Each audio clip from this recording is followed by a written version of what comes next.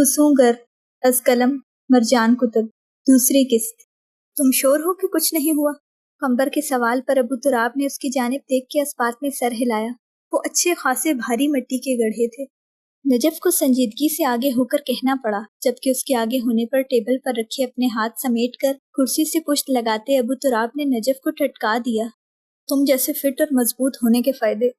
قمبر نے بات کو مسکرا کے اس کے لمبے قد اور مضبوط قامت کا نشانہ بنایا۔ ابو تراب اس کی شرارتی انداز پر نفی میں سر ہلا کر رہ گیا۔ وہ واقعی بہت کم گو تھا۔ اس کا اندازہ نجف اور رومان کو اچھی طرح ہو رہا تھا۔ چند پل پھر خاموشی چھائی رہی۔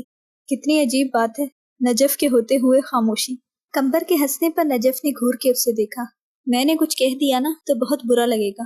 وہ زیادہ دیر کسی اور کی موجودگی میں ادب اور خاموشی سے نہیں بیٹھ سکتی تھی، تبھی ایک تیز نظر ہر طرف سے بیگانہ بیٹھے شخص پر ڈالی۔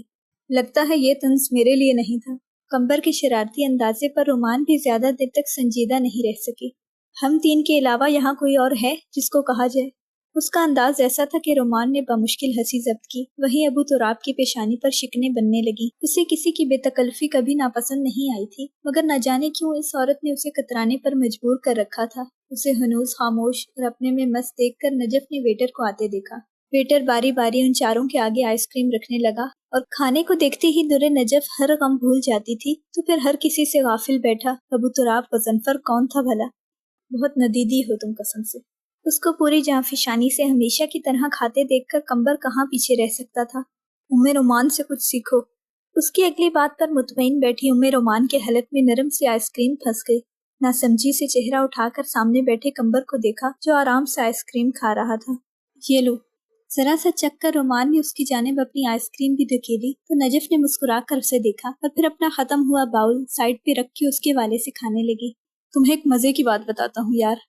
اپنے برابر بیٹھے ابو تراب کو کندھا مار کے اپنی جانب متوجہ کیا، جس نے ابھی تک آئس کریم کو ہاتھ بھی نہیں لگایا تھا۔ نجف کا بس چلے تو سارے کراچی کا کھانا بھی کھا جائے۔ قمبر نے ایک بار پھر اس پر چوٹ کی، جس کی خاموشی اسے ہضم نہیں ہو رہی تھی۔ وہ چاہتا تھا اس کے دو اچھے دوستوں میں اچھی سلام دعا ہو جائے تاکہ ان کے ساتھ مل کر وہ ان چند فارغ مہینوں میں اچھی طرح سارا گھوم لے۔ اس کے پاس صرف 4 ماہ کی مہلت تھی۔ نجف نے چمچ سائڈ ٹیبل پر پٹک کر اسے خونخوار نظروں سے دیکھا اور پھر باقی بچی کچی آئس کریم کھانے لگی۔ تمہاری اصل میں کافی دنوں سے سروس نہیں ہوئی۔ نجف کو اس کی ہر دکھتی رگ معلوم تھی۔ رومان نے بے اختیار آگے ہو کر نجف کو جس طرح بازو سے روک کر خاموش کروانا چاہا، وہ قمبر سے مخفی نہیں رہ سکا۔ تم بس مجھے ٹوکنا اور اس میسنے کو کبھی کچھ مت کہنا۔ اس کی آئس کریم پر بھی اچھی طرح ہاتھ صاف کرتے ہوئے اس نے رومان کو قمبر کی نظریں خود پر محسوس کر کے سر پٹانے پر مجبور کر دیا۔ دوست تم ہو میری تو تمہیں ہی سمجھاؤں گی نا۔ اس کی دبی آواز پر قمبر نے بغور اس کو دیکھا، جو قمبر کو دیکھنے سے ہمیشہ کی طرح ہر ممکن اعتراض برتے ہوئے تھی۔ آپ اگر آئس کریم نہیں کھا رہے تو مجھے دے دیں گے؟ نجف کے اس سوال پر جہاں قمبر نے سر پر ہاتھ مارا، وہیں رومان کا منہ کھل گیا، جبکہ ابو تراب کی نگاہ بے اختیار سامنے کو اٹھی اور اپنے منہ میں رکھے چمچ کو پکڑ کر اس کی جانب دیکھتے چہرے پر ایسی معصومیت اتر آئی تھی کہ ابو تراب غضنفر ایک لمحے کو اپنی نگاہ کو واپس نہیں لے جا سکا۔ لمحہ لگا تھا اسے، اور یہ لمحہ اس کی زندگی کا سب سے بھاری لمحہ تھا۔ تبھی کچھ کہے بغیر اپنے سامنے رکھے آئس کریم کے باؤل کو دائیں ہاتھ کی فولڈ کی ہوئی انگلی سے اس کی جانب دھکیل دیا اور نظریں یوں پھیری کہ کسی کو ادراک بھی نہ ہو سکا۔ ہائے، تھینک یو۔ باقی ماندہ اس نے خوشی سے مسکرا اٹھتے ہوئے اپنی جانب خود ہی کھینچ لی۔ بدتمیز۔ رومان نے بڑبڑا کر اس کے تیزی سے چلتے ہاتھ کی پشت پر تھپڑ مار کر اس کو متوجہ کرنا چاہا، مگر نجف کو کون روک سکتا تھا؟ ویسے آپ اتنے بھی برے نہیں، ابھی آپ کو دل میں اچھا خاصا برا بھلا کہہ رہی تھی۔ مزے سے کھاتے ہوئے وہ جس طرح پل بھر میں بدلی، وہ واقعی حیران کن تھا۔ سچ کہہ رہی ہوں۔ دوبارہ سے اسے دیکھا جو ٹیبل پر رکھے کیمرے کی سطح پر ہاتھ پھیرنے لگا تھا۔ بتاؤں کیا کہہ رہی تھی؟ اس کے اگلے سوال پر جہاں رومان کا سانس رکا، وہیں قمبر نے گھبرا کر چونکتے ابو تراب کو دیکھا۔ اس کی ضرورت نہیں۔ اس کی رکھائی سے بھرپور جواب پر نجف نے اب کی بار کچھ بھی کہے بغیر بے نیازی سے کندھے اچکا دیے۔ رومان سکھ کا سانس لے کر پیچھے ہوئی۔ ویسے آپ نے بتایا نہیں کہ آپ عراق گئے ہیں یا نہیں؟ اس کے اگلے سوال پر ابو تراب غضنفر سامنے بیٹھ کر آئس کریم سے انصاف کرتی لڑکی کو دیکھ کر رہ گیا۔ آج سے پہلے اس کی رکھائی کو جاننے کے باوجود کوئی اس سے ایسے سوال پر سوال نہیں کرتا تھا جیسے یہ لڑکی ہر بار کرنے لگی تھی۔ میں نے آپ کو بتا دیا تھا محترمہ۔ اس نے بہت احتیاط سے ایک ایک لفظ ادا کر کے سیل کی اسکرین روشن کر کے وقت دیکھا۔ تم بھی عراق گئے ہو؟ اب کی بار کمبر بھی دلچسپی سے آگے ہوا اور رومان آہ بھر کر رہ گئی۔ ایک تو یہ دونوں کزن، بہت بار، اس نے آرام سے مختصراً کہا، اور یہ ظاہر ہے کمبر علی کا جواب دیا گیا۔ تبھی آئس کریم ختم کرتی نجف اس پر ایک نظر ڈال کر ٹیشو پیپر سے ہاتھ صاف کرنے لگی۔ سیاحت کے لیے؟ اس کے تصدیقی سوال پر ابو تراب نے نفی میں سر ہلایا۔ ایک ایرانی سے یہ کہنا بہت زیادتی کی بات ہے۔ اس نے اتنی حلاوت سے کہا کہ ایک پل کو درِ نجف کا دل ٹھہر گیا۔ ارے یار، بہت معذرت، کمبر نے مسکرا کر کہتے ہوئے اپنی غلطی فوراً تسلیم کر لی۔ مکہ اور مدینہ کے بعد ہمارے لیے روئے زمین پر سب سے زیادہ مقدس سرزمین عراق کی ہے۔ کمبر کی معافی پر اس نے اسی پیارے انداز میں وضاحت دی۔ کربلا اور نجف کی وجہ سے، میں سمجھ سکتا ہوں۔ کمبر کے کہے جانے پر ابو تراب نے اس بات میں سر ہلایا، جبکہ نجف یوں ہی خاموشی سے ابو تراب کے چہرے کے تاثرات دیکھے گئی جو پہلے کی طرح بے پرواہی کے بجائے خوشگواریت میں ڈھل گئے تھے۔ اس چہرے پر اتر آتی نرمی سانس روک لینے والی تھی۔ کب گئے تھے پچھلی بار؟ 40 پر، اس نے آہستگی سے کہا۔ پھر تم نے محرم وہیں گزارا ہوگا؟ کمبر کے کہے میں یقین تھا۔ خوملاً، بالکل، مختصراً تائید میں زمانے کا احترام سمٹ آیا۔ وہ اپنی جانب گہرائی سے متوجہ نگاہ سے انجان تھا۔ بڑے خوش نصیب ہو یار تم۔ کمبر ایک بار پھر سے مروب ہونے لگا۔ الحمدللہ، چہرہ جھکائے اس نے مدھم، بہت مدھم سا مسکراتے ہوئے کہا۔ وہ مسکراہٹ اتنی مدھم تھی کہ کوئی نہیں دیکھ سکا، مگر درِ نجف کی زیرک نگاہ اور ساکن دل ایک ساتھ دھڑک اٹھے۔ جتنی بار بھی جاؤ وہ مقدس جگہیں آنے والے کو اپنے سحر میں یوں جکڑ لیتی ہیں کہ انسان وہیں کا ہو کر رہ جائے۔ وہ اب کمبر کی کسی اور بات کا جواب دے رہا تھا۔ کمبر نے کیا کہا درے کو کچھ سنائی نہیں دے سکا۔ سمارا، مرکد امام حسن العسکری علیہ السلام، کربلا، القاظمین، اور سب سے بڑھ کر نجف اشرف۔ وہ یقیناً کمبر کو اب عراق میں موجود مقدس مقامات کے نام بتا رہا تھا۔ تبھی امام عسکری علیہ السلام کے نام پر دل پہ رکھا ہاتھ ہٹائے بغیر باقی نام لیتے ہوئے جب اس نے نجف اشرف کہا، درِ نجف کا دل کہیں اندر تک ڈوب کر ابھرا۔ کوئی اتنا پیارا کیسے بول سکتا ہے؟ اس لہجے نے یوں دل کھینچا تھا کہ وہ حیران رہ گئی۔ درِ نجف اشرف کو اپنا نام کبھی ایسے نہیں بھایا تھا۔ خود پر ٹکی نظروں نے زندگی میں پہلی بار ابو تراب کو اس حد تک بے آرام کیا کہ وہ کرسی دھکیل کر اٹھ کھڑا ہونے پر مجبور ہو گیا۔ بیک وقت ان تینوں نے نہ سمجھی سے چہرہ اٹھا کے اسے دیکھا، جس کے سنجیدہ چہرے پر پریشانی رقم تھی۔ کیا ہوا یار؟ کمبر نے حیرانگی سے پوچھا۔ میں چلتا ہوں۔ سیل فون اور کیمرہ اٹھاتے ہوئے اس نے ایک بار بھی اپنی جانب دیکھتی سنہری آنکھوں کو نہیں دیکھا، جبکہ کمبر کو معلوم نہیں ہو سکا کہ آرام سے باتیں کرتے کرتے ایک دم سے اسے ہوا کیا ہے۔ پیکنگ بھی کرنی ہے، کمبر کو کہہ کے اس نے خاموش تسلی دی۔ یار کچھ دن اور ٹھہر جاتے۔ کمبر یہ نہیں کہہ سکا کہ اسے زندگی میں پہلی بار کسی کے ساتھ گھومنا پھرنا اچھا لگنے لگا تھا۔ رومان نے بغور کمبر کو دیکھا جو بے چینی سے سیل فون جیب میں ڈالتے ابو تراب کو دیکھ رہا تھا۔ آپ واپس جا رہے ہیں؟ اس کو دیکھتے دیکھتے نجف نے آہستگی سے سوال کیا، جس کا کوئی جواب نہیں آیا۔ اپنا کیمرہ اٹھا کر ابو تراب پلٹا اور ایک نظر کمبر کو دیکھ کے تیز قدموں سے نکلتے ہوئے ان تینوں کی نظروں سے لمحہ بلمحہ دور ہوتا گیا۔ پیچھے نجف حق تک رہ گئی۔ کیا اسے نجف کا یوں مسلسل دیکھنا برا لگا تھا؟ اسی وجہ سے وہ ایک دم اتنا غیر آرام دہ لگ رہا تھا؟ نجف کو یوں ہی شل سے اسی جانب دیکھتا پا کر کمبر نے کسی قدر ناسمجھی سے رومان کو دیکھا، جس نے بے اختیار اس سے نظریں چرا لی، اور اس کا نظریں چرانا کمبر کا ماتھا ٹھنکا گیا۔ آج تیسرا دن ہے جو تم باقاعدگی سے یہاں کے چکر کاٹ رہے ہو، خیریت؟ اس کے سامنے کافی رکھتے ہوئے نجف نے سوالیہ کہا اور پھر خود سامنے والے صوفے پر بیٹھ گئی۔ آج اس کی چھٹی تھی نہیں، مگر نئے کیمپ میں جانے والے تمام لوگوں کو 2 دن کی چھٹی ملی تھی، اسی لیے وہ اور اس کی ٹیم چھٹی پر تھے۔ بس بوریت کی وجہ سے، قسم سے چند دنوں میں ہی ابو تراب کا ایسا عادی ہوا ہوں، اس کے جاتے ہی اداسی نے گھیر لیا ہے۔ کمبر کا انداز سنجیدہ تھا، مگر نجف ٹھٹک کر سیدھی ہوئی۔ کیا مطلب؟ تمہارا دوست واقعی واپس چلا گیا؟ سوال پوچھتا لہجہ ہر ممکن سرسری تھا۔ اس کو یہاں کا شور شرابہ نہیں پسند آیا، کمبر کہتے ہوئے بہت غور سے اس کے چہرے کے اتار چڑھاؤ دیکھ رہا تھا۔ اسے معلوم تھا کیا کہنا ہے اور کیا نہیں۔ کچھ تھا درِ نجف میں جس نے اسے چونکا دیا تھا۔ ہاں، جیسے خود دوسرے سیارے سے آئے تھے محترم، سر جھٹک کر کہتے ہوئے اس نے ہاتھوں میں لگا رکھے ربڑ بینڈ کی مدد سے بالوں کی پونی باندھی اور پھر چائے کا کپ ہونٹوں سے لگا لیا۔ وہ ایران میں بھی رش والی جگہوں پر نہیں جاتا، کمبر نے مسکرا کر اضافہ کیا۔ جمعہ 8 دن ہوئے ہیں تمہاری دوستی کو، اور دفاع دیکھو ذرا۔ नजफ ने उसको घूर कर हंसने पर मजबूर कर दिया। तभी लकड़ी का दरवाजा धकेलते हुए रोमान अंदर आई और उसके आते ही कंबर अली की मुस्कुराहट ने सिमटने में लम्हा नहीं लगाया। जो नजफ को महसूस हुआ हो ना हो, हमेशा की तरह रोमान को जरूर हो गया था। अस्सलाम वालेकुम। संजीदगी से उसे सलाम करते हुए वो नजफ की जानिब बढ़ी। तुमने नए कैंप की लोकेशन चेक की? कंबर का जवाब सुने बगैर उसने नजफ से सवाल किया, जबकि कंबर ने बगौर उसको देखा। जो सफेद रंग की कुर्ती और स्याह ट्राउजर्स में दुपट्टा कंधों पर डाले, स्याह बालों की चुटिया बांधे, बहुत मुख्तलिफ मगर खूबसूरत लग रही थी। हाँ, वो खूबसूरत थी और इसका एतराफ कंबर अली बारहा खुद से करता था। अभी तक तो नहीं चेक किया। कहाँ का फाइनल हुआ? उसने सेल फोन की तलाश में इधर उधर नजरें दौड़ाईं, मगर वो शायद कमरे में चार्ज पर था। तुम्हारे आबाई गांव। रोमान ने उसके बराबर बैठते हुए मुस्कुरा कर कंधा मारा। वो जो मुसलसल उम्मे रोमान को देख रहा था, उसकी मुस्कुराहट पे घबरा कर चेहरा फेर गया। मीरपुर? वाह, बड़े अक्लमंद निकले हमारे स्टेशन वाले। इस गर्मी में वहां जाना बनता भी है। नजफ की सारी बेजारी भग से उड़ गई। सालाना कैंप की बात हो रही है? कंबर ने आगे होकर नजफ को देखा। हाँ, इस बार शुक्र है ठंडे इलाके में जा रहा है। पिछली बार तो जैकबाबाद ले जाकर मार दिया था गर्मी से। नजफ के शुक्र मनाने पर रोमान ने मुस्कुराती नजरों से उसे देखा। शुक्र है उसका मूड दुरुस्त हुआ। एक सेकंड, कश्मीर जा रहा है? कुछ सोचता कंबर तेजी से सीधा हुआ। हाँ, मीरपुर। नजफ ने रोमान को देखकर तस्दीकी कहा, जबकि कंबर ने अपने जेब से सेलफोन निकालकर आंखों के सामने किया, जहां अबू तुराब का मैसेज जगमगा रहा था कि वो आजाद कश्मीर बखैरियत पहुंच गया है। कंबर ने ही उसको अपने गांव जाने का मशवरा दिया था। एक पल को उसने सोचा कि नजफ को बताए, मगर उसके नजदीक ये इतनी बड़ी बात नहीं थी और बाकी अपना वहम समझकर रहने दिया। मैं तुम्हारे लिए चाय लाती हूँ, फिर वहाँ के मौसम के हिसाब से शॉपिंग करने चलते हैं।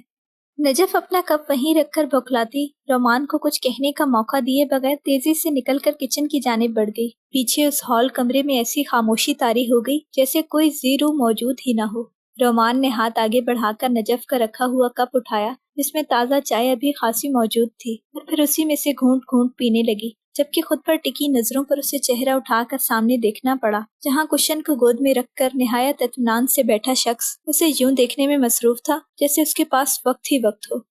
तुम्हें और कोई काम नहीं? खामोशी का दौरानिया बढ़कर इससे पहले मायनी खेजी इख्तियार करता रोमान ने अपना लहजा हर मुमकिन बेपरवाह रख के पूछा। काम तो बहुत है, और फुर्सत बस कुछ देर की। उसकी गहरी बात में कुछ था जिस पे रोमान ने नासमझी से हाथ में थामे कप पर नजरें जमा ली। नजफ बहुत परेशान रहती है तुम्हारे बारे में। रोमान की वही एक सी हमेशा वाली बात पर कंबर अली को लब भेज के निगाहों का जाविया बदलना पड़ा। और तुम? देखे बगैर किए जाने वाले सवाल के बाद तबीज खामोशी छा गई। कंबर ने खुद को अच्छी तरह डपट कर चेहरा फेरा तो निगाह उन स्याह तहीर ज़दा आंखों को देखकर मफलूज हो गई।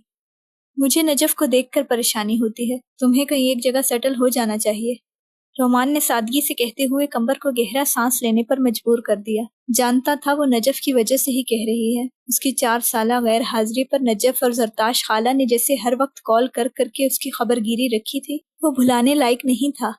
तुम क्या कहती हो? कुछ देर की खामोशी के बाद अब के सवाल कंबर की जानिब से आने पर रोमान ने ठहर कर उसे देखा, जो उसकी जानिब ही मतवज्जा था। मैं क्या कह सकती हूँ? उसने साफ राय देने से पहलू बचाते हुए कंबर को बहुत मध्यम सा मुस्कुराने पर मजबूर कर दिया। कुछ भी? उसके इसरार में कुछ ऐसा अलग सा था जिसने रोमान की सारी हस्ती जंजीर कर दी। अपनी जानिब उठी आंखों की गहराई में अनोखा सा सिमटा देखकर उसका सांस थम गया। तुम्हें सेटल हो जाना चाहिए।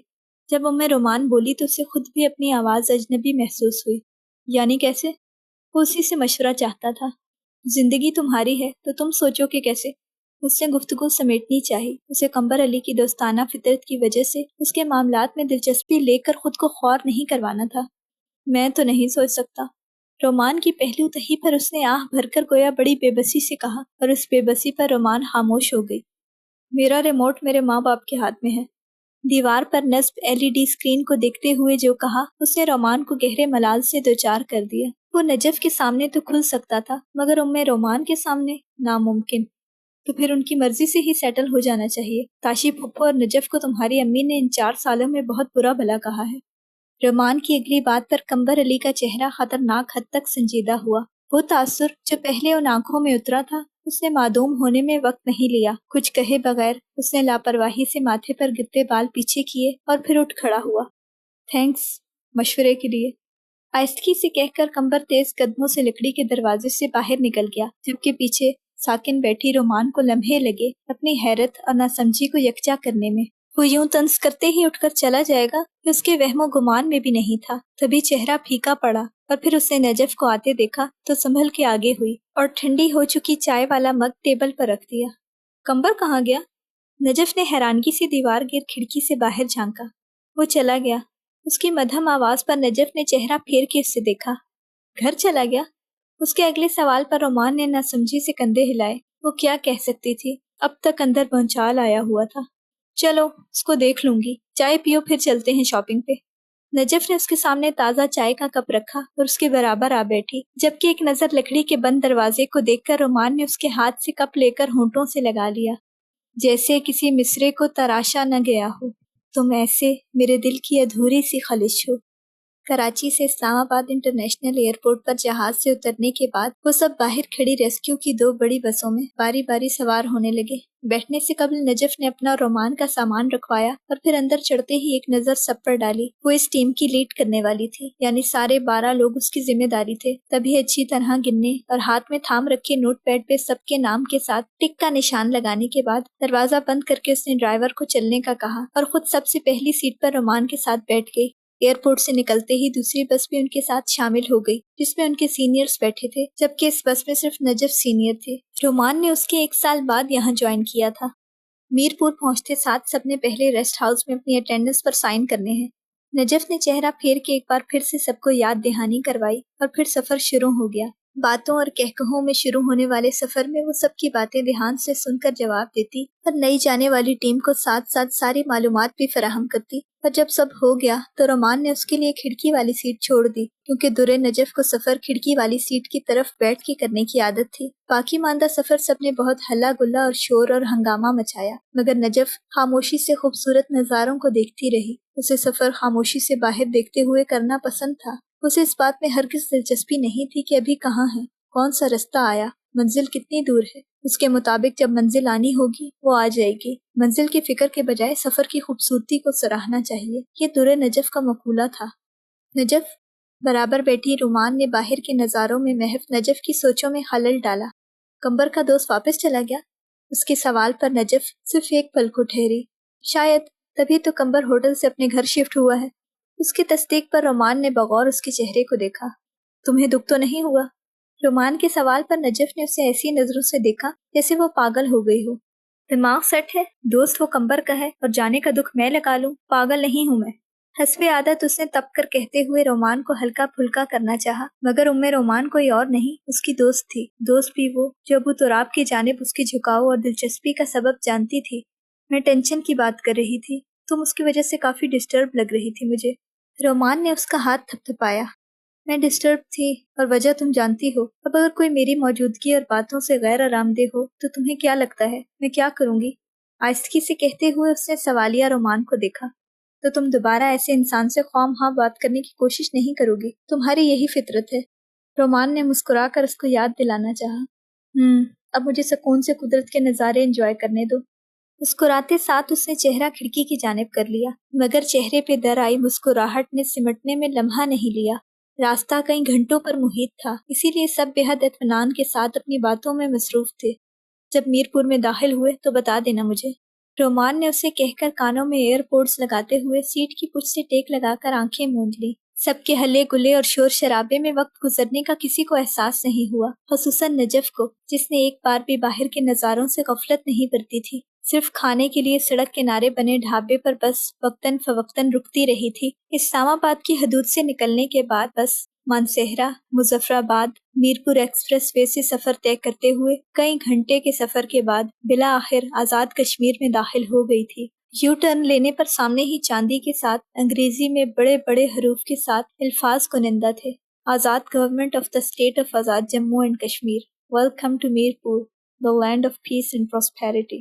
نجف نے ان حروف کو پڑھتے ہوئے اپنے برابر بے خبر سوتی رومان کو جگایا اور باقی سب اپنا سامان سمیٹنے لگے۔ سبزے اور پہاڑ پہ میر پور کی باقی آبادی سے قدرے ہٹ کر اس ریسٹ ہاؤس کے سامنے بس رکی جس میں ان کا پڑاؤ تھا۔ بس کا دروازہ کھلتے ہی سب سے پہلے نجف نیچے اتری اور پھر باقی سب اپنا سامان سنبھالتے باری باری اترنے لگے۔ دوسری بس میں سینئرز کو نکلتے دیکھ کر سب نے بیک وقت سلام کیا اور پھر سب آگے پیچھے اندر ریسٹ ہاؤس میں داخل ہو گئے۔ کئی گھنٹوں پر محیط سفر بالآخر تمام ہو گیا تھا۔ اسے اپنے کیمپس کے لیے جگہ کی تلاش میں باہر نکل کر علاقہ دیکھنا تھا۔ کراچی کی نسبت یہاں بہت خوشگوار اور قدرے ٹھنڈا موسم تھا۔ اس نے سیاہ ٹراؤزرز پہ سیاہ گھٹنوں سے قدرے اوپر تک کڑاہی والی شرٹ پہن رکھی تھی، جبکہ کندھے پر کیچر کے ساتھ جکڑے سنہری بالوں کی لٹیں ہمیشہ کی طرح اس کے چہرے پر پڑ رہی تھی، جنہیں ہموار راستے پر چلتے ہوئے وہ بار بار پیچھے کر رہی تھی۔ پاؤں میں پہنے سنیکر سے راستے میں آئے پتھر کو غیر ارادتاً سائڈ پہ کر کے ہٹاتے ہوئے اس نے یوں ہی چہرہ پھیر کے نیچے جھانکا۔ وہ خود قدرے اونچائی پر تھی، تبھی اس کی نگاہ سبزہ زار اور جنگلات میں کھڑے مرد تک گئی۔ وہ جو آگے بڑھنے لگی تھی بڑھ نہیں سکی۔ اس شخص کا نیم رخ چونکا دینے والا اور دیکھا دیکھا سا تھا، تبھی اس کا منہ حیرت سے کھل گیا۔ تیز قدموں سے وہ کنارے تک آئی۔ آپ یہاں کیا کر رہے ہیں؟ جانی پہچانی قدرے اونچی حیرت میں ڈوبی آواز پر کینوس پر چلتا برش والا ہاتھ تھما اور پھر اس شخص نے سائڈ پہ چہرہ پھیرا۔ ڈھلان کے اوپری سرے پر کھڑی عورت اسے حیرت سے دیکھ رہی تھی، جبکہ برش ہاتھ میں تھامے گردن اٹھا کر اونچائی پہ دیکھتے مرد کی حیرت اس سے کہیں زیادہ شدید تھی۔ اس کو متوجہ پا کر وہ عورت تیز قدموں سے ڈھلان سے یوں نیچے اترنے لگی جیسے بالا خانے سے زینہ اتر رہی ہو۔ اس کے تیز قدم اس ششتر مرد کے قدموں سے قدم بھر دور آ کر تھم گئے۔ آپ یہاں کیا کر رہے ہیں؟ سب بھول بھال کر وہ اسی حیرانگی سے اپنا سوال دہرا رہی تھی جو چہرے پر رقم تھی۔ ان پھیلی سیاہ آنکھوں میں ارتعاش ہوا اور پھر گردن پھیر کے اس نے کینوس کی جانب دیکھا۔ پینٹنگ۔ سنبھل کے ایک لفظی جواب پر اس عورت کا جوش سے تمتماتا چہرہ ماند ہوا۔ آپ تو اپنے ملک واپس نہیں چلے گئے تھے؟ اس شخص کو انہی بے تاثر تاثرات کے ساتھ چہرہ جھکاتے دیکھ کے آہستگی سے پوچھا، جس پر مقابل نے محض نفی میں سر ہلانے پر اکتفا کیا۔ قمبر کو نہیں معلوم کہ آپ یہاں ہیں؟ ابو تراب مظفر کو اچانک سے 2 دن بعد دیکھ لینے والی انہونی سی خوشی کو ڈپٹتے ہوئے حسب سابق سوال آیا۔ کہیں آپ اس کو بتائے بغیر؟ اس کو خاموش دیکھ کے اسے خود ہی اندازہ لگانا پڑا۔ وہ جانتا ہے۔ نرم تردید پر نجف خاموش ہوئی۔ آپ دونوں کی دوستی ایکسپائر تو نہیں ہو گئی؟ احتیاط سے پوچھے گئے سوال پر ابو تراب کینوس اتار کے سٹینڈ کو بند کرنے لگا۔ ایسا نہیں ہے۔ اس کے مختصر جواب پر چند پل نجف اسے دیکھتی رہی، جو جھک کر بیٹھتے ہوئے اپنے بیک پیک میں کینوس سٹینڈ فولڈ کر کے رکھ رہا تھا۔ آپ میری موجودگی سے انکمفرٹیبل ہوتے ہیں؟ وہ سوال نہیں تھا، تبھی کینوس اٹھاتا ہاتھ تھما، مگر اس نے اپنی جانب دیکھتی عورت کو نگاہ اٹھا کر نہیں دیکھا۔ اگر آپ کو ایسا لگا ہے تو میں بہت معذرت چاہتا ہوں، اس نے ٹھہر ٹھہر کے نرم انداز میں کہا اور اٹھ کھڑا ہوا۔ آپ نے محسوس کیا ہے تو مجھے کہنے دیں کہ میں آپ کی موجودگی سے انکمفرٹیبل نہیں ہوتا، لیکن مجھے یہ بے تکلفی بھی ہرگز نہیں پسند۔ پہلی بار اس نے در نجف سے کوئی طویل جملہ کہا، اور کہا بھی تو کیا، اس کا دل دھک سے رہ گیا۔ در نجف اشرف کو ابو تراب مظفر سے اس صاف گوئی کی امید نہیں تھی۔ میں سب سے ایسی ہی بات کرتی ہوں۔ بامشکل سنبھل کے اسے وضاحت کرنی پڑی، کہیں وہ اسے غلط تو نہیں سمجھ رہا۔ سب سے کریں مگر مجھ سے نہیں۔ 2 ٹوک قطعیت سے کہہ کے اس نے ایک نظر بھی نجف کے دھواں دھواں چہرے کو نہیں دیکھا۔ اسے آج سے پہلے ایسا کسی نے نہیں کہا تھا، اور ایک مرد ہرگز نہیں۔ وہ تو صدا کی بے نیاز تھی۔ مرد اس کی توجہ چاہنے کے لیے آگے پیچھے پھرا کرتے تھے، اور اس نے کبھی کسی کو کوئی اہمیت نہیں دی، غلط فہمی میں مبتلا نہیں کیا، ایک قائم کی گئی حد کراس نہیں کی۔ تو اس شخص نے کیسے اسے پل بھر میں حد یاد دلا دی تھی؟ وہ مضبوط قدموں سے دور جاتے شخص کی پشت کو دیکھے گئی۔ اس کی بے اختیاری نے اسے یوں بے آبرو کیسے کر دیا؟ میں اس لیے آپ جیسے شخص کے پیچھے نہیں آتی رہی کہ آپ مجھے یوں جج کریں، اس نے اتنی اونچی آواز میں چیخ کے عقب سے کہا کہ ابو تراب کے قدم زنجیر ہو گئے۔ میں نے آپ کو جج نہیں کیا خانم، پلٹے بغیر اس نے سنجیدگی سے جواب دیا۔ میں صرف قمبر کی وجہ سے آپ کے ساتھ اچھے سے بات کر رہی تھی۔ سب کچھ بلائے طاق رکھ کر سختی سے کہتے ہوئے اس نے ابو تراب کو شرمندہ کر دیا۔ اسے ایسے بات نہیں کرنی چاہیے تھے، وہ اتنا بدتمیز نہیں تھا۔ کسی سے بات کی ہو کبھی تو بدتمیزی کا سوال ہی پیدا ہو، اسی لیے اسے خاموشی پسند تھی، ہر طرح کے مسئلوں سے نجات۔ I'm sorry، میرا مقصد آپ کو کچھ بھی سخت کہنا نہیں تھا۔ ہلکا سا پلٹ کر آہستگی سے اس نے جس طرح کہا، نجف اس کا نیم رخ دیکھ کر رہ گئی۔ مزید اس کو کچھ بھی کہنے کا موقع دیے بغیر ابو تراب اپنا بیگ پیک تھامے تیز قدموں سے وہاں سے جا رہا تھا۔ اسے یہاں نہیں رکنا تھا۔ हर तरफ की चीखों पुकार में कान पड़ी आवाज सुनाई नहीं दे रही थी। उसकी आंखें अपने हुजम से कई गुना फैलकर उस बढ़ती हुई आग को देख रही थी, जो हर चीज को तेजी से अपनी लपेट में लेते हुए उसकी जानिब बढ़ रही थी। इंसानी मांस के जलने की बू इतनी शदीद थी कि उसको अपना सांस रुकता महसूस हो रहा था। उसे कहीं से भागने की तदबीर करनी चाहिए, मगर चारों जानिब से बढ़ती आग उस इमारत को अपनी लपेट में लिए हुए थी। सारा साजो सामान आग खा चुकी थी, मगर उसकी जबान को जो इंसानी गोश्त का जायका ज्यादा पसंद आया था, तभी लातादाद इंसानों की आहो बका को खातिर मिलाए बगैर सब हड़प करती जा रही थी। या अल्लाह! इस दहशत के आलम में उसने अपने रब को पूरी शिद्दत से पुकारना चाहा, मगर आवाज जैसे हलक में ही घुट कर रह गई थी। सुनहरी आंखों से फिसलते आंसुओं में इस ख्याल के साथ मजीद रवानी आने लगी कि उसकी तो अपने रब से नाराजगी चल रही है। उसने अपने रब को एक जमाने से याद नहीं किया था, तो अब कैसे उसको पुकारती जिसे उसने खुद छोड़ दिया था। नहीं या रब्बी, जहन से महव हुआ नाम दिल में आबाद था। तभी वो पूरी जान का जोर लगाते हुए रूठे दोस्त को पुकारने की कोशिश करने लगी, मगर हर बार नाकाम ठहरी। उसकी कुव्वते गोयाई सल्ब होकर रह गई थी। हैदर! धुएं के बायस बुरी तरह खांसते हुए उसने अब की बार दिल की तह में छुपा कर रखे उस नाम को पुकारा जो उसकी मदद को उस वक्त भी लपका था, जब दुरे नजफ अशरफ ने हर जानिब से उम्मीद खो दी थी। अपने उस रब से नाराजगी मोल ली थी जो शहरक से भी ज्यादा करीब था। हैदर! अपनी जानिब बढ़ती आग को देखकर वो तेजी से पीछे होने लगी। क्या उसे इस आग से बचाने को कोई नहीं आएगा? क्या ये आग उसे भी सबकी तरह निगल जाएगी? होना सारी वहशत को चीर कर आती उस आवाज पर दुरे नजफ का खौफजदा दिल सुकड़ कर फैला, और फिर वो पूरी कुव्वत से उठते हुए उस आवाज की जानिब दौड़ पड़ी। आग बौखला कर तेजी से पीछे होकर उसे निकलने का रास्ता देने लगी। लकड़ी की दर से फूट कर आती रोशनी में उसने वहां मुजाहिदीन के अस्करी लिबास में उसी को खड़े पाया। हैदर! हिचकी लेते हुए उसने लकड़ी का दरवाजा धकेला और बाहर निकलना चाहा, मगर लकड़ी का दरवाजा बंद था। दरवाजे के साथ टेक लगाकर उसने पलट के देखा और लपकती आग पर सुनहरी आंखें लरस कर फैली। कब्ल इसके आग उसे निगल जाती, किसी ने उसके गिर्द दोनों बाजू रखते हुए अपने हिसार में ले लिया। अल्लाहुम्मा सल्ली अला मुहम्मद व आले मुहम्मद।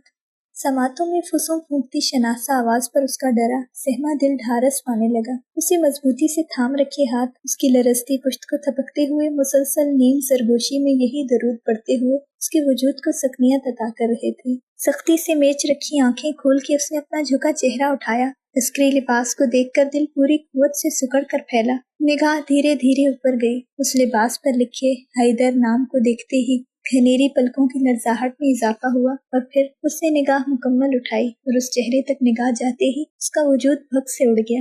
उन सुनहरी आंखों की बेयकीनी बहुत ज्यादा थी। सामने खड़े शख्स की स्याह निगाहों ने उन सुनहरी आंखों से टकराते ही पीछे पसे मंजर में फैलती सब राख करती आग को मादूम कर दिया, उजाड़ डाला। तुराब! उसके होंठों से वो नाम किसी सरगोशी की सूरत निकला, और फिर एक झटके से पसीने से नहाए चेहरे के साथ दुरे नजफ अशरफ उठ बैठी थी। धक धक करते दिल के साथ उसने अपने अतराफ का जायजा लिया। फजर की होती अजानें उसी लम्हे बुलंद हुई और उसने जाना कि वो मीरपुर के गेस्ट हाउस में मौजूद है। एक नजर अपने बराबर सिंगल बेड पर इत्मीनान से सोती रुमान पर डालकर उसने बिस्तर से नीचे पांव रखे और फिर साइड से पड़ी चादर उठाकर सर पर डाल ली। ये यकीनन दहशत सदा करते ताजा ख्वाब का असर था। कमरे से बाहर निकलकर सीढ़ियों से उतरकर मध्यम अंधेरे में डूबे निचले पोर्शन में आकर उसने लकड़ी के दरवाजे को देखा। एक लम्हे को उसका सारा वजूद उस तपिश से दहक उठा, मगर अगले ही पल सर झटक के दरवाजा खुलते हुए बाहर निकल आई। एक गहरा सांस फिजा के सुपुर्द करके उसने सुबह सादिक में नहाए सब्ज़ेज़ार और बुलंद पहाड़ों को देखा जो आंखों को तराहट पहुंचा रहे थे। सारी कसाफत वजूद से जाने लगी। आहिस्ता कदमों से चलते हुए उसने आंखें बंद करके चेहरा आसमान की जानिब उठाया। उसे वहां यूं ही खड़े हुए 15 मिनट गुजर गए, तभी खामोशी पर भागते कदमों की आवाज ने इर्ताश पैदा किया। चौंक कर उसने आंखें खोल कर चेहरा फेरा। कुछ कदम दूर मौजूद सरसब्ज घास पर कोई खुद में मगन दौड़ता हुआ आ रहा था। स्याह जोगर्स और स्याह ट्रैक सूट में मलबूस वो वही शख्स था जिसे कुछ देर पहले दुरे नजफ ने अपने ख्वाब में बहुत करीब से देखा था। एक एक नक्श जहन में सब था। तभी वो अच्छी खासी दूरी पर भी उसे भाग कर आता अबू तुराब वज़नफर वाज़े नजर आ रहा था। फवारे के इर्द गिर्द बने ट्रैक से होते हुए वो दरख्त के पास आकर सांस हमवार करने के लिए ठहरा, जबकि उसकी नजफ की जानिब पुश्त थी जो रेस्ट हाउस से कदरे हट कर खड़ी थी। अल्लाहुम्मा सल्ली अला मुहम्मद व आले मुहम्मद।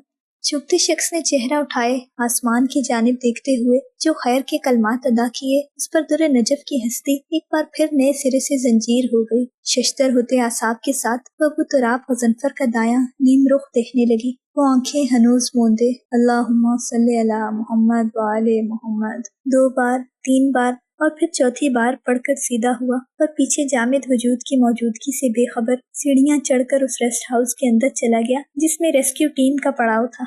वो यूं ही बेयकीनी से शल खड़ी रही। कितनी देर तक उसे कुछ खबर नहीं थी। सेहर ज़दा हुए वजूद में अबू तुराब और जनफर की वापसी ने दरार डाली। जो मुख्तलिफ हुलिये में बाहर निकल रहा था। मैरून रंग की शर्ट और स्याह पैंट पहने शख्स ने हाथ में अब कैमरा उठा रखा था। नजरें कैमरे की स्क्रीन पर रखते हुए वो आहिस्ता कदम उठा रहा था और दुर्र नजफ सांस रोके उसे देखने में महफ थी। हो सकता है उस साथी मुजाहिद ने हैदर की एज सही न बताई हो। रोमान का सवाल गलत वक्त पर उसके जहन में ताज़ा हुआ। वो बेआवाज कदम चलती हुई आई और उसके बराबर आ खड़ी हुई। जो मुकम्मल इन्हमाक से कैमरे के लेंस को दुरुस्त कर रहा था। कल शाम वाली तल्ख कलामी भुलाए दुर्र नजफ ने नए सिरे से सवालनामा तैयार किया। क्या ईरान में सब आपकी तरह खूबसूरत होते हैं? अचानक से किए जाने वाले पुरशौक सवाल पर कैमरे का लेंस दुरुस्त करते अबू तुराब ने बेतरह बौखला कर चेहरा फेर कर उसे देखा। उसकी सुनहरी आंखों में जमाने भर का इश्तियाक था। कुछ ऐसा था उस चेहरे पे कि अबू तुराब और जनफर को बर वक्त निगाहें फेर लेनी पड़ी। अगर तो ये तारीफ है तो शुक्रिया। वापस से लेंस को निगाहों की गिरफ्त में रखकर उसने अपनी मखसूस संजीदगी से कहते हुए मुतमईन खड़ी नजफ को चौंका दिया। उसे तो लगा था वो संजीदगी से नजफ को नजरअंदाज कर देगा। मैंने आपकी तारीफ की है। नजफ को फिर से कहना पड़ा। वो चाहती थी कि बराबर खड़े शख्स में दरार आए। शुक्रिया। लेंस दुरुस्त करने के बाद उसने आंख के साथ कैमरा लगाते हुए मध्यम सा कहा। वो चंद लम्हे तक खामोश रही कि अभी कुछ और कहा जाएगा, मगर जब अबू तुराब उभरते सूरज की तस्वीर लेने लगा तो नजफ को अनजान से उलझन घेरने लगी। आप वाकई बहुत खूबसूरत हैं। अब के जुमला मुख्तलिफ नौइयत का था। नजफ की नज़र उसके बाएं हाथ की चौथी उंगली में मौजूद अंगूठी तक जाकर रुकी। नजफ के देखते ही तस्वीर के लिए बटन दबाने को तैयार वो मजबूत हाथ साकिन हुआ, मगर ये सकता लम्हे भर का था। बगैर कुछ कहे फिर से तस्वीर लेते हुए वो अपनी जानिब पूरी तरह मगन सी नजफ से हटकर आगे हुआ तो नजफ को भी अपनी जगह से आगे आना पड़ा। आप लेक्चर नहीं देंगे मुझे? चंद पल के बाद किए जाने वाले सवाल पर अबू तुराब अब चेहरा झुकाए स्क्रीन पर नजर आती तस्वीरें देखने लगा। इस औरत के पास सवालात का एक जखीरा था। कैसा लेक्चर? यूं ही तस्वीर आगे पीछे स्क्रॉल करते हुए मसरूफियत से सवाल आया। यही कि एक नामहरम मर्द की यूं बेबाकी और बेतकल्लुफी से तारीफ करना मुनासिब बात नहीं। उसके मध्यम मगर उलझे अल्फाज पर अबू तुराब ने कैमरे से निगाह हटाई और फिर चेहरा फेर कर अपने अकब में खड़ी लड़की को देखा जो उसे हर बार अपनी जानिब मुतवज्जा करना चाहती थी। यानी आपको मालूम है। उसके मेहरबान लहजे की बात में तंज की कोई आमेजिश नहीं थी, मगर नजफ का चेहरा खफत से एकदम सुर्ख हुआ। वो बहुत बेपरवाह होने के बावजूद ऐसी मर्दों से बेतकल्लुफ होने को पसंद नहीं करती थी, मगर न जाने क्यों इस मर्द को कह बैठी थी। दिल में होती उठक बैठक कान के पर्दे फाड़ देने पर बजिद थी। जो बात मालूम हो उस पर कैसा लेक्चर? उसकी शर्मिंदगी भरी खामोशी को महसूस करके अबू तुराब ने उसी अंदाज में कहा उसका खासा था। फिर भी आपको टोकना चाहिए था। अजीब सी कैफियत से बामुश्किल खुद को आज़ाद करके उसने जिस अंदाज में कहा, अबू तुराब गजनफर के चेहरे को ना चाहते हुए भी मुस्कुराहट छू गई, मगर अकब में उलझी लड़की उस हसीन देखते रहने लायक मुस्कुराहट से गाफिल रही। आह, दुर्र नजफ अशरफ का ज़िया कितना बड़ा था। मेरे टोकने का असर हो जाता? ये सवाल अब के अबू तुराब की सिम से आया। तभी नजफ ने आंखों में तहीर समोए उसको देखा जो कैमरे को आंख से हटाकर दूर उफक को देखने लगा था। हो जाता। बेख्तियार उसके होंठों से फिसल गया और यूं फिसला कि इतने जमानों में पहली बार अबू तुराब गजनफर के खामोश वजूद में ताश पैदा हुआ। आप भी सोचते होंगे कि कैसी बेहया औरत है। उन झुकी आंखों को देखकर नजफ ने अफसुर्दगी से कहा, मैं ऐसा कुछ नहीं सोचता। उसकी बर्जस्ता तरदीद पर नजफ ठिठकी। ये बेहयाई नहीं तो और क्या है? वो कुछ ज्यादा ही खुद शनासी की दावेदार हो रही थी। सबसे बड़ी बेहयाई हया के फलसफे को औरत तक महदूद रखना है। कुछ देर की तवक्कुफ के बाद उसने जो कहा उस पर नजफ अंदर तक खामोश होकर उसको देखती रही, जो ना देखते हुए भी मुतवज्जा था। जानता था कि ये कहते हुए उसने कितनी जिल्लत महसूस की होगी। तभी तकल्लुफ और अजनबियत चाक करके उसको मशहूर कॉल से बावर करवाया और फिर कैमरे पर गिरफ्त मजबूत करके आगे की जानिब बढ़ गया। इस बार दुर्र नजफ उसकी तकलीद करने से खुद को रोक नहीं सकी, या शायद वो रुकना नहीं चाहती थी। अपने पीछे आते कदमों को महसूस करने के बावजूद उसने पलट कर उसे देखा नहीं, रुक कर टोका नहीं। صبح کی پہلی روشنی میں اگر ریسٹ ہاؤس کی سیڑھیوں سے فوارے کی جانب دیکھا جائے تو کیمرے کی اسکرین میں چہرہ جھکا کر دیکھتا شخص آگے چل رہا تھا اور اس سے 2 قدم ہی قدرے سائڈ پہ ہٹ کر چلتی لڑکی کی نظریں اس مرد کے نیم رخ پر گویا ثبت ہو کر رہ گئی تھیں۔ ان دونوں نفوس کے گرد محسوس کی جانے والی خاموشی تھی جس میں در نجف کے دل کے سر پر دوڑتے قدموں کی آواز واضح تھی، مگر ابو تراب غضنفر ہر طرف سے بے پرواہ، بے خبر اور انجان آگے چلتا جا رہا تھا۔ حالانکہ اسے اپنے پیچھے موجود وجود کا ادراک تھا، مگر وہ اپنی ہستی میں مگن تھا۔ ایک زمانے کے مردوں کی خواہش، ان کو ایک نظر تک نہ اٹھا کر دیکھنے والی عورت جو اپنی موجودگی کے دلکش سبب سے محفلوں کی جان ہوا کرتی ہے، اپنے سے آگے چلتے بے خبر مرد کے قدموں کے نشانات کو دیکھتی تو کبھی ان وجی نقوش کو جنہیں در نجف سے ناراض رب نے بڑی فرصت سے تراشا تھا، جو سالوں کی تفریق کے باوجود اس سے بے نیاز کترایا ہوا سا آگے بڑھتا جا رہا تھا، مگر کب تک؟ کہیں تو ٹھہراؤ ہونا تھا، کہیں تو دیس بدیس کے اس مہمان مسافر نے پڑاؤ کرنا تھا۔ کہوں کیا آرزوئے بے دلی مجھ کو کہاں تک ہے، میرے بازار کی رونق ہی سوئے زیاں تک ہے، وہ میں کش ہوں فروغے میں سے خود گلزار بن جاؤں، ہوائے گلے فراق ساکھیے نا مہرباں تک ہے، چمن افروز ہے صیاد میری خوشنوائی، رہی بجلی کی بے تابی سو میرے آشیاں تک ہے، وہ مشتے خاک ہوں فیض پریشانی سے صحرا ہوں، نہ پوچھو میری وسعت کہ زمیں سے آسماں تک ہے، جرس ہوں نالائے خوابیدہ ہے میرے رگو پے میں، یہ خاموشی میری وقت رحیلے کارواں تک ہے، چمن زارے محبت میں خاموشی موت ہے بلبل، یہاں کی زندگی پابندی رسم فغاں تک ہے، جوانی ہے تو ذوق دیدی بھی لطف تمنا بھی، ہمارے گھر کی آبادی قیام مہماں تک ہے، زمانے بھر میں رسوا ہوں مگر ہے وائے نادانی، سمجھتا ہوں کہ میرا عشق میرے رازداں تک ہے۔ جاری ہے